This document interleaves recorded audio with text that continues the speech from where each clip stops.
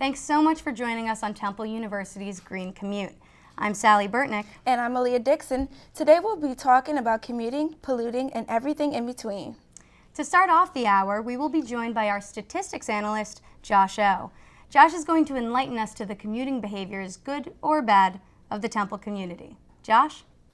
Thanks, Lee and Sally. I'm Josh, and today we'll be talking about pollution, commuting, and some recent concerns around Temple University.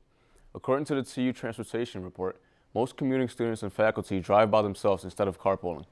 Mostly they drive alone because they do not know anyone to carpool with. Of the 1,300 students and faculty surveyed, 32% say they chose to drive, and 23% commute by subway, bus, or trolley. So why does it matter that so many cars are on the road? According to a 2013 study by the Massachusetts Institute of Technology, 200,000 deaths are caused by air pollution in the United States.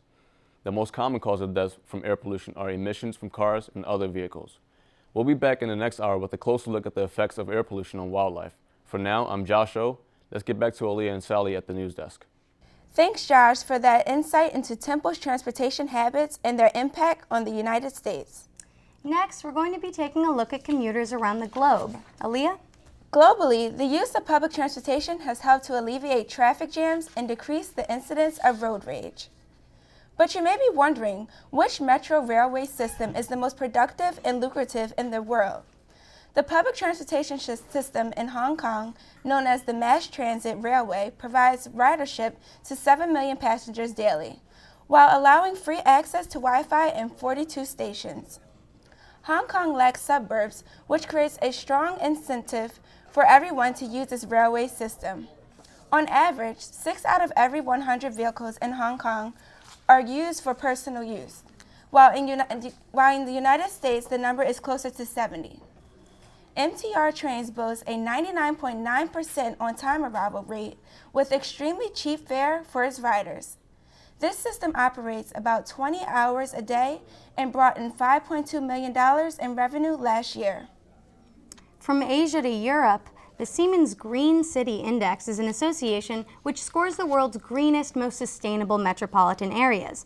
Cities are scored by carbon dioxide emissions, water and waste management, public transportation, and how the environment is managed by the city overall. Copenhagen in Denmark consistently tops the chart as Europe's greenest city. Public transportation is less than a quarter mile away for 95% of Copenhagen residents, and more than half of Copenhagans use a bicycle to commute.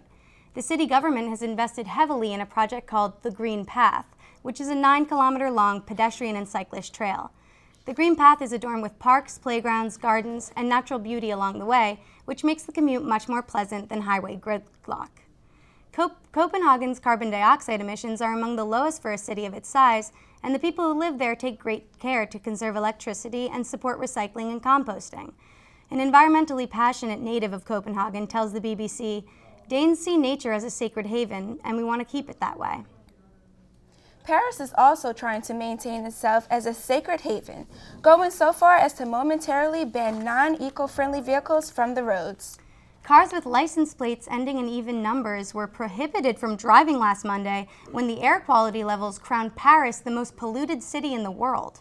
The thick layer of smog obscuring the city of lights seems to be a dark diagnosis, but some people are skeptical.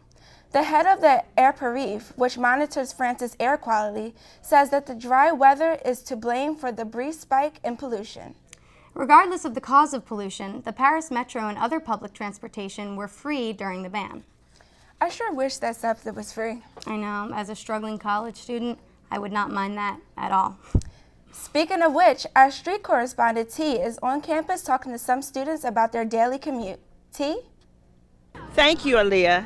As you were saying, major cities both nationally and internationally are looking for ways for its citizens to have a stress-free, efficient, and what we're calling green commute.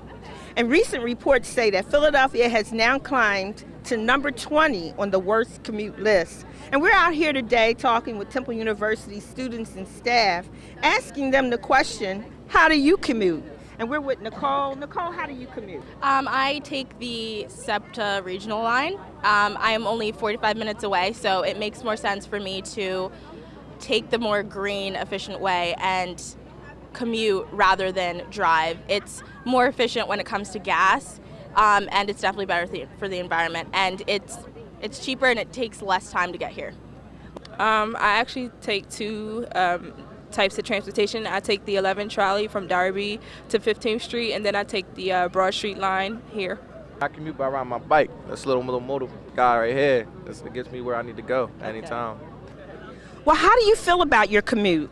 Would you rather use public transportation or would you rather drive? I think they could definitely do more to make it a more comfortable ride. Because I've been taking public transportation for so long, like, it really makes me upset because, like, I will miss classes. I will be late to school because, like, the trolleys are break down or the trains are break down. Would you be in favor of car sharing with someone you didn't know to be environmentally friendly?